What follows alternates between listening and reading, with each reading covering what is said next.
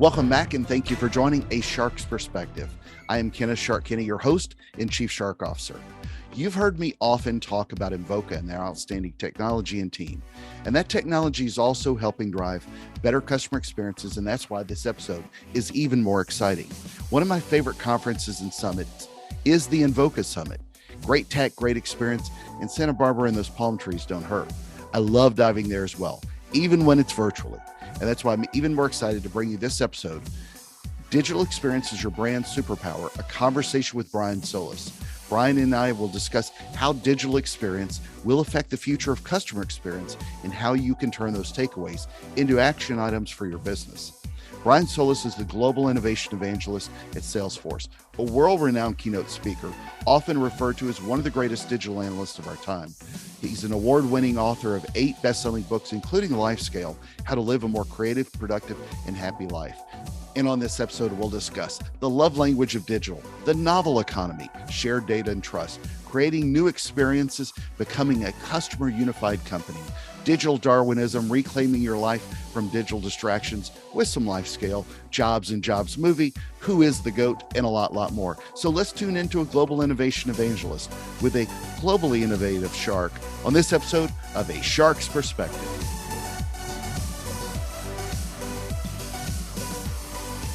Well, Brian, thank you so much for joining us today on A Shark's Perspective. I'm very excited to welcome you to this special edition of A Shark's Perspective for the Invoca Summit. So let's dive in. How do you see digital experience affecting the future of customer experience, and how should businesses look at leveraging what they have as a superpower, if you will?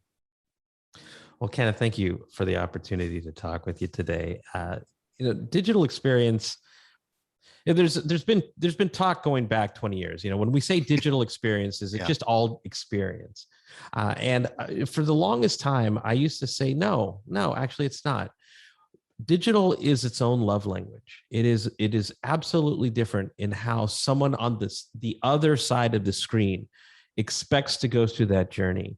And I've spent my entire research career speaking, writing, trying to help people step out of their decision-making comfort zone so that they can see the world through the lens of a digital-first customer or a digital customer, so that they can feel the empathy that's needed in order to innovate in customer experience design. And with that said, let's go back real quick to this idea of what's happening to you as you use the screen. As a human being, these devices, your favorite social networks, your favorite games, they've all been programmed to sort of compete for your attention.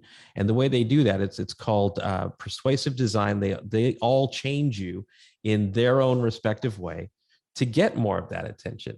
And so the more you change, your brain moves faster, your chemistry changes in order to feel certain things as you're scrolling and sharing.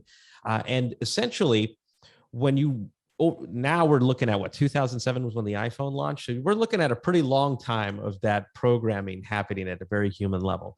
So when you go to a touch point as a consumer, say on your mobile phone or on your laptop or your desktop, you're bringing into that touch point all of that anxiety, all of that fast-paced multitasking mode, all of that, I call it digital narcissism. It's all of that expectation that you're going to get what you want when you need, to be convenient for you, to be personalized for you. So that's a very human-centered approach to thinking about how digital has changed the consumer, so that when you come into that touch point, you bring that irrationality, but also that expected outcome into that touch point to say, well, how is this going to come across? And then you realize, wow, our whole customer journey falls apart.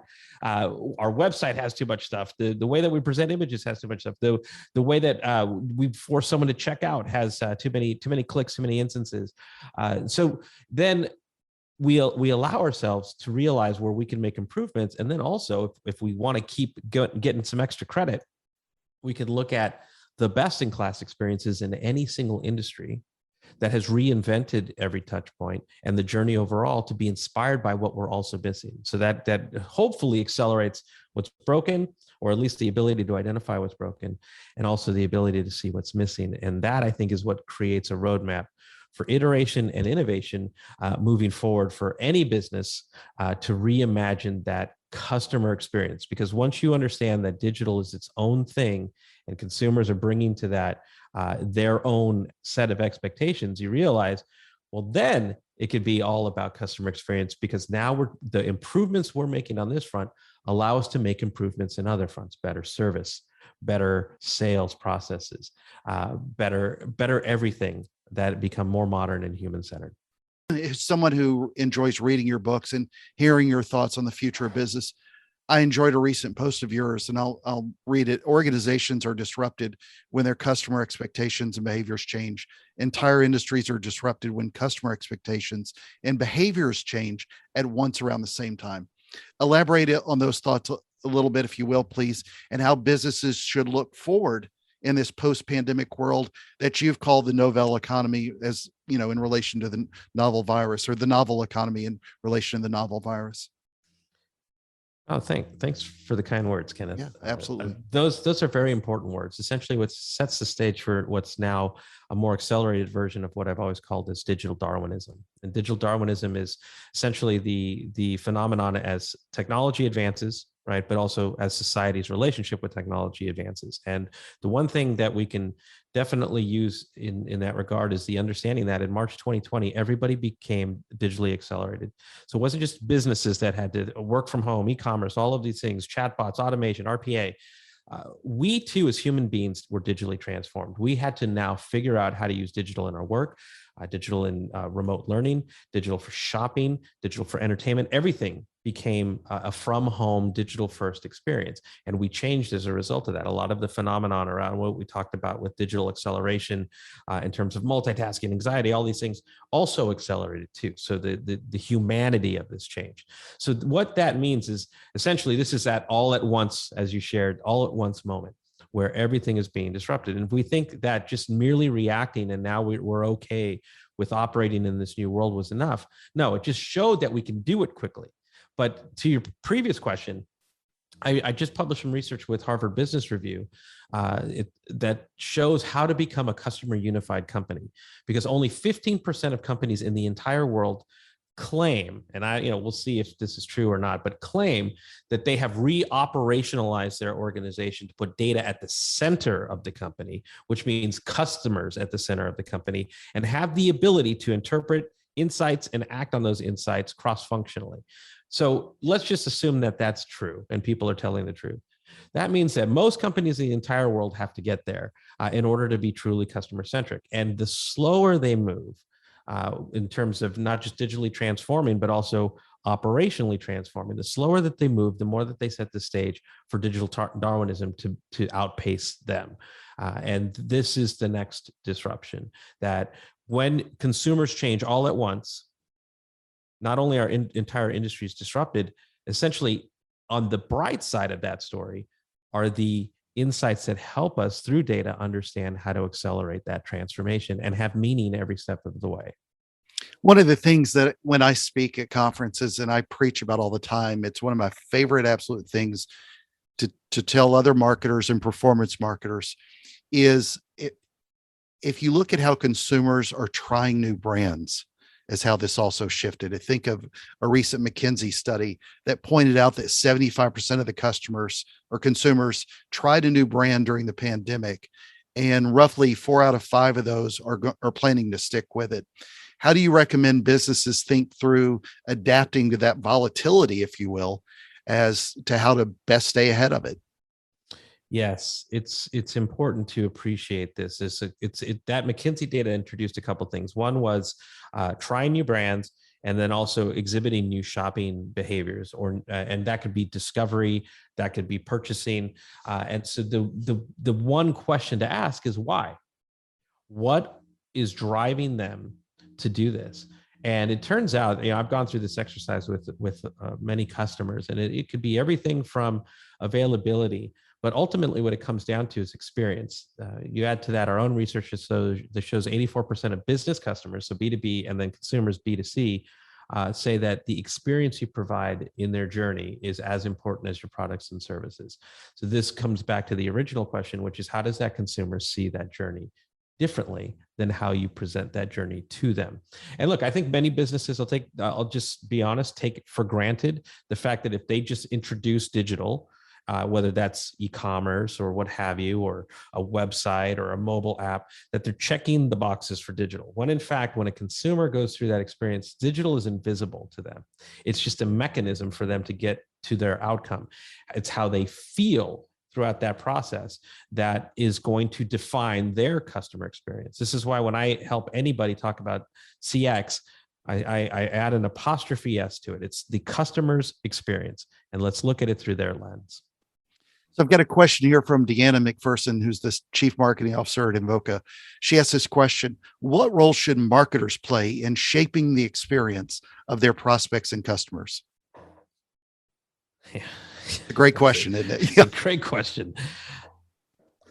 So it really, the answer is this, I just had a conversation with Seth Godin, and I think we could all say we're fans of his work. He's been really blazing a trail for a long time. And he said that every great marketer does one thing, and that is they make change happen.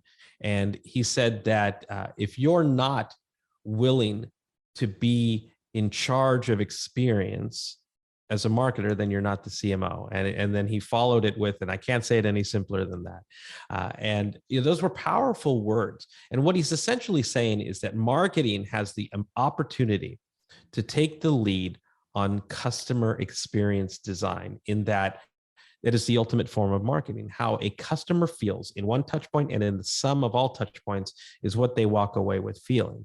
And what they walk away with feeling converts into memories. And what it is that they remember becomes their brand. What it is that they express online or to their friends becomes your brand. So it all connects the dots. In fact, in our own research, we found that 63% of the most elite marketing organizations in the world do own customer experience within their companies. And I just published a report on this in Forbes this past week that talks about how to create a new marketing, not traditional or classical marketing, a marketing organization centered on customer experience to be the hub to empower all of the other functions to deliver the types of experiences that are going to create the brand experience that you want customers to have and share. So I've got another great question from Greg Johnson, who's the CEO of Invoca. He asked, where should companies that want to transform their customer experience start?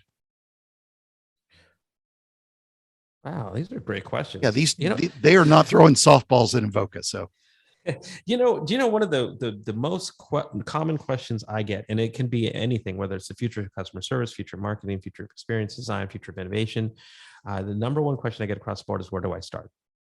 And it's a great question, and I hope that people are really willing to hear the answer, because where we get into trouble is where we try to start is with our assumption that in seeking the answer that we're going to go execute on it, when in fact we are part of the problem. We are not our customer. We are part of a process. We are part of a system of decision making. We are part of a hierarchy of metrics. We are part of an organization that has to report out progress to other stakeholders. And ultimately, we get caught up in this world of which is business operations, and I get it, right? But you're never going to innovate if we're not looking at, for example, Kent, when you brought up McKinsey's data, if we don't look at why people are leaving, right? Essentially, what that data says is loyalty is up for grabs. Retention is critical because people are experimenting, and at that level, that's pretty disruptive. And also, people are finding solutions. So, what is it that they're finding, and how do we learn from that? The answer to the question is you start with your customer, and you recognize that we are not them. So we have to use data to bring them to life in ways that help us understand what it's like to go through our journey, what they feel through our journey. And it's also good to talk to them. It's also important to recognize that however it is that we define the customer, they're not the same as they were in March 2020. They're a completely different customer now. I call it Generation Novel, like novel coronavirus, like the novel economy. Generation Novel, or Gen N, was essentially the effects of having to live this digital first life in every aspect. So how they make decisions are different, what they value. For example, values now matter more than ever. In fact, if your brand doesn't align with their values, which they become more conscious to what's important to them now in this time of disruption. 61% have left a brand to try another brand, which is part of, there's so many reasons for that McKinsey data. That's one of them. And that means that we have to get in touch with who they are and who they're becoming, because it's something that isn't just different. It's cross-generational, it's aspirational, and it's self-interested, to be quite honest. I call them digital narcissists because they just have learned to expect to get what they want and how they want it. So that's where I started. And look, I'll just close that answer with a throwback to Steve Jobs. When he was brought back into Apple, there's a lot of skepticism because the company was pretty much near a flat line. And he was asking, what are you going to do differently to bring Apple back to life? And he said, he took a pause. It's a really beautiful moment. And he said, you know what? We have to start with the customer experience and work backwards to the technology. Essentially saying that we have to give technology a purpose. We have to give these times a purpose. We have to give our decisions a purpose. And to assume that all of our processes, our standards, our metrics for success, our previous experiences, to assume that that's what's going to take to thrive in the novel economy. This new world without a playbook essentially would get us into trouble. And I think this is time to open our minds and our hearts to use digital and to create better experiences, whether they're physical or digital or hybrid, to make customers come to us so that retention grows and acquisition grows too. Amen to that. Yeah, I think it's so often that businesses look at themselves in the mirror and they forget that on the other side of that, the people are evolving just like they're trying to evolve as well. So let's talk a little bit about one of your books. I've read several of them, but Lifescale, How to Live a More Creative, Productive, and Happy Life. I love a description that I read about the book.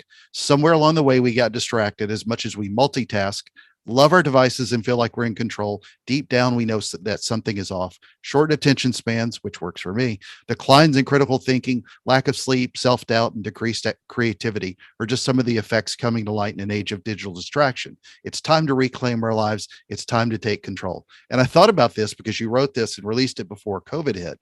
And then we were all sitting at home looking at our phones, trying to figure everything out again. Talk a little bit about the book and that journey and how you look at Lifescale today through that prism and lens of a self-discovery and growth. And it would also be interesting to touch on how we can avoid these distractions coming out of a pandemic so that we don't just bounce back to old habits. Oh man, gosh, we could have a whole conversation about this. When I wrote it, I found the hard way that I was struggling through digital distractions. And earlier when we talked about persuasive design and how that plays out in getting customers to change to the app's benefit, like Facebook, Instagram, TikTok, Snapchat, what those studies didn't continue to do was, well, how does that change you as a human being? Like what do you feel the same? Do you feel depressed? Do you feel completely lost? So that's the research I had to do because I couldn't figure out why I was feeling all of these things. I had to back into, it turns out that after 15 years of reprogramming, that's what happens. And so the way back is the Lifescale journey was a research-based process of, not just abandoning digital, it's actually using digital, reestablishing your relationship with all things digital to move forward in a more purposeful direction. With that said, I had, in the context of business, there's two things. One is what wasn't clear then. That was before Netflix's Social Dilemma. What wasn't clear then was that people didn't necessarily realize that they had a problem. Everything's just fine. And so just saying that at the time wasn't necessarily making the case. Imagine writing a book about not smoking when smoking was first introduced and you have doctors telling you it's okay to smoke. It was a little early, to be honest, when the book came out. But now, to your point, in a post-pandemic world where everybody's working and learning from home, and digital first. It turns out that now people are starting to talk about, and you'll see it everywhere, digital wellness, self-care, our depression, happiness. So all of these things are now starting to come to life, like customer behaviors. All of these things were accelerated in the last 18 months. So Lifescale actually has roared back to life, no pun intended, in an entirely new way, where we're now having these conversations about digital wellness. How do I take control of my work-life experiences and intentionally move in a direction where I feel like I'm gaining progress in a variety of ways. And so, thank you for bringing it up. It's been really wonderful to see now how it's changed. And and I forgot, Kenneth, let me just add one more part. In the business context of this, what the book really does is show you how the consumer comes into any touch point now as well. So it isn't just about your life. It's also now through the lens of, gosh, I had no idea. Like the first couple chapters of the book just reveal like how crazy a consumer's life is as they're going through their journey, so that you can be a sense of relief. Your touch points can be designed to be a reprieve, to know that they're asking these questions and to answer them, so that they just feel like, wow, this is a great experience. Yeah, great point. Hold on while I take a call, send a text, watch a TikTok video, and send an email. So you've obviously got a massive Rolodex of influential people in your life, but I remember reading Engage a few years ago as well. Hollywood star Ashton Kutcher wrote the foreword for the book. How did that relationship manifest? Oh, we were actually business partners for a long time. We did a lot of work with helping to transform the digital transformation of like Oprah Winfrey, the United Nations, Pepsi at the time. A lot of really cool things. And so I had a company that was one part digital lab, experimenting with all the startups out there to figure out how to help businesses take advantage of these new technologies and relationships. And the other side of the organization was to help actually transform those using those technologies when they couldn't do it themselves. We would sort of be this rapid acceleration team. So it was a relationship I miss, and I helped him make some of his first startup investments too. So that actually wish I followed the same investments I had him made, because that's been wildly successful for him. Well, Brian, my nickname is Shark, and that's why the show is called The Shark's Perspective. I dive and frequently swim with sharks, and that's everyone who comes on the show. And you're in SoCal, so this is a good question. What is your favorite kind of shark and why? I'm just going to have to do this in real time here. I'm going to have to say the Mako. Okay. And that is because the fast shark. My daughter's school here that they just started, brand new school for them 2 weeks ago. That is their mascot, the Makos. Nice. So there you go. Fantastic. And it's the fastest shark. Let you pivot in this digital world. So Brian's special time in the show, as we close out, we get to know you a little bit better. Are you ready for the 5 most interesting and important questions that you're going to be asked today?